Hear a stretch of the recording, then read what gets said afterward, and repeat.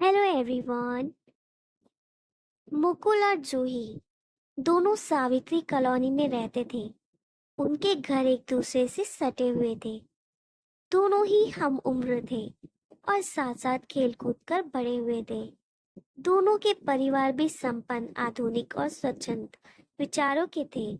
इसलिए उनके परिवार वालों ने कभी भी उनके मिलने जुलने और खेलने कूदने पर कोई प्रतिबंध नहीं लगाया था। इस प्रकार मुकुल और जूही साथ साथ पढ़ते लिखते, खेलते कूदते अच्छे अंकों के साथ हाई स्कूल पास कर गए थे। उन्हें ये सब अच्छा लगता, लेकिन कभी कभी काफी बुरा लगता था। ये सहज आकर्षण धीरे धीरे न जाने कब प्यार में बदल गया। इसका पता ना तो मुकुल और जूही को चला और ना ही उनके परिवार वालों को। लेकिन ये बात निश्चित थी कि मुकुल को जूही अब कहीं अधिक खूबसूरत और आकर्षक और लाजवाब लगने लगी थी। दूसरी तरफ जूही को भी मुकुल अधिक स्मार्ट, होशियार और अच्छा लगने लगा था। दोनों एक दूसरे में किसी फिल्म के नायक नायिका की छवि देखने लगते थे।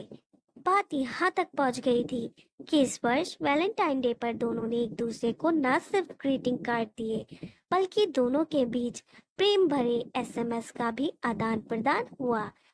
और जैसे उन्हें उसके और जूही के बीच पनप रहे प्रेम संबंधों के बारे में कुछ पता ही ना हो।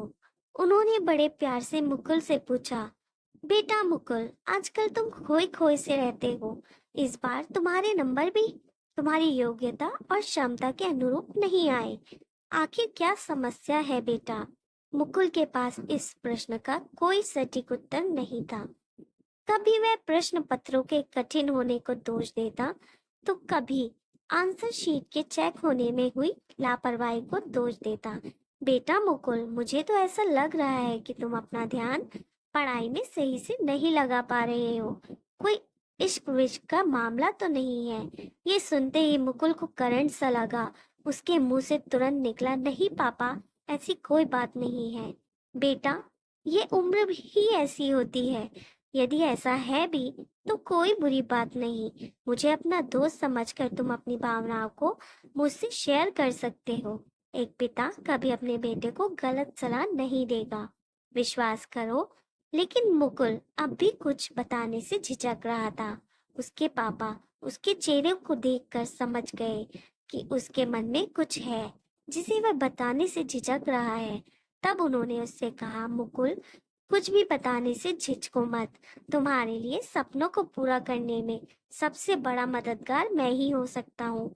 बताओ बेटा, क्या बात है? अपने पापा को एक दोस्त की तरह बातें करते देख मुकुल की झिझक खुलने लगी। तब उसने भी जूही के साथ चल रही अपनी प्रेम कहानी को सहज रूप से स्वीकार कर लिया। इस पर उसके पापा ने कहा, मुकुल, तुम एक समझदार बेटे हो जो तुमने सच्चाई स्वीकार की। मुझे जूही से तुम्हारी बस मैं तो सिर्फ इतना ही कहना चाहता हूँ कि यदि तुम जूही को पाना चाहते हो तो पहले उसके लायक तो बनो। तुम जूही को तभी पा सकते हो जब अपने करियर को संवार लो और कोई अच्छी नौकरी व पद प्राप्त कर लो बेटा।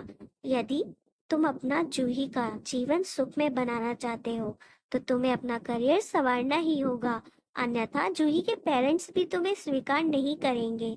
इस दुनिया में असफल आदमी का साथ कोई नहीं देता।